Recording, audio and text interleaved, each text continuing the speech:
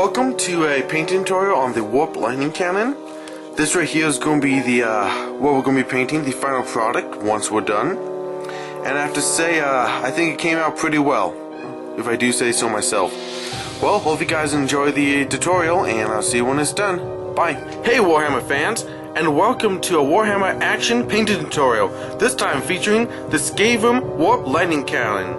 What I've done so far is I primed every part of the model in a gray primer, and I'm in the subphase assembly. What I've done is I put the crew members on bases, put together the lightning cannon portion of the Warp Lightning Cannon, the front sword end, and the main wood support assembly. Now what I'm going to do is I'm going to start painting all the wooden parts of the model, and trust me, there's a lot.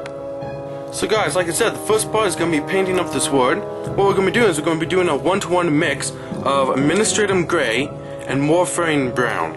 I've already mixed up with my wet palette, and I'm going to start painting the wood.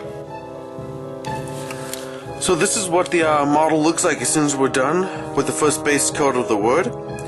You can see I have a nice brown color. You can still see all the detail, which is nice. So the next step is we're going to be doing a 3-to-1 mix of Administratum Gray and Morphine Brown. So you put 3 parts of Administratum Gray for every 1 part of Morphine Brown. And what we're going to do this time is we're going to be doing a dry brush. For this, I'm going to be using a medium dry brush by Games Workshop. And for those of you who don't know how to do a dry brush, what you do is you get a little bit of paint on it, like this, and then you wipe it off on a paper towel until you get most of it off. I got all of it off that time. Give me a second. Yeah, until you get most of it off. What I find that works is I just dab in one spot. That way I get it all over the brush. So see it, you get like most of it off right there. And then you just go. And what I find that's helpful is you go and dry brush against the grain of the wood. You just want to highlight the wood here. Just pick that out. Excellent. So, just because this requires a little bit more attention to detail than the last part, what I'm going to do is I'm going to end it here and get back when I'm done. See you guys then. So guys, I finished dry brushing the 3-to-1 mixture of Administratum Gray to Morphine Brown, and this is what your world should look like at this point. As you see, you picked out the upper ridges of the wood in that lighter grayer brown mixture while keeping the dark underside, well, less lower ridges, let's just say, of the wood. Now what I'm going to do is I'm going to be doing a dry brush of Administratum Gray with no Morphine Brown in it. This one I'm just going to be doing a very light dry brush, just starting from the middle and working my way up to give the ridges a nice light look. Once again, since this is dry brushing, I'm going to go ahead and start that and get back to you guys. So guys, I just finished highlighting with Administratum Gray right here. Once again, a nice fine dry brushing. As you can see, we were able to pick out all the raised areas of the wood.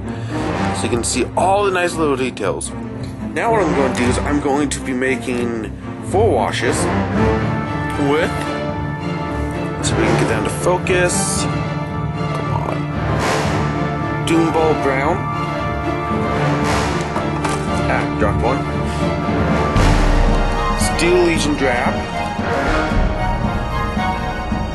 Deathward Forest. And Rhinox Hide. For those of you who don't know how to make a wash, I'm going to show you. Basically, you need a empty cup.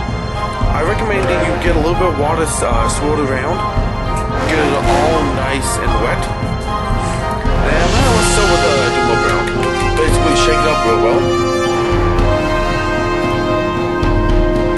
Get some out, and you just go to put that in the water there. You don't really need a ton, but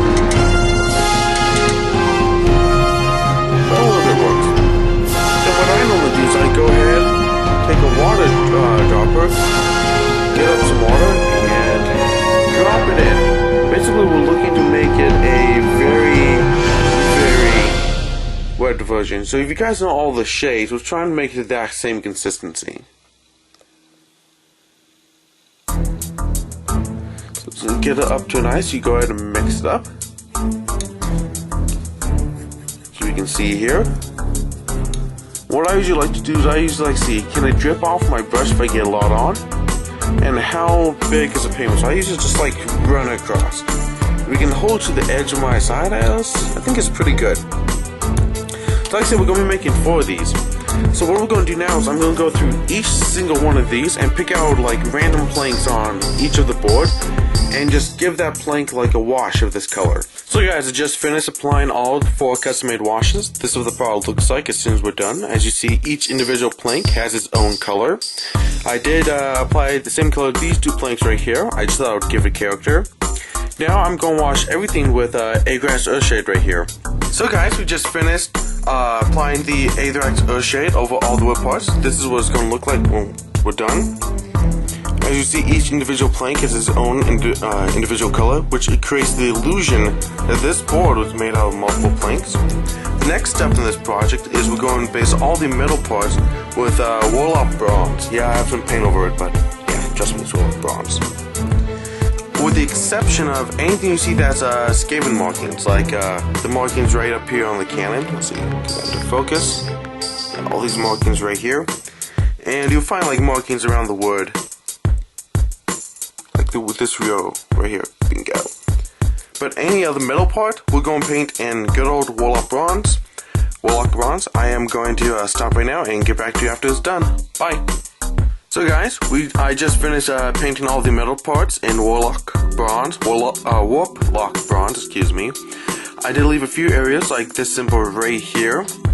Any skaven symbol, like I said before, just so we can do a little different painting style on it. So what I'm going to do now is I'm going to go ahead and cover all of the Warp-Lock Bronze with Agrax Earthshade. See you guys when it's done. So guys, I just finished applying the Agrax Earthshade wash. I really like the effects, especially on the Warp-Lock Bronze. It's because it really seems to dry it out. So you have complete all of the metal bits just soaking it into the bronze.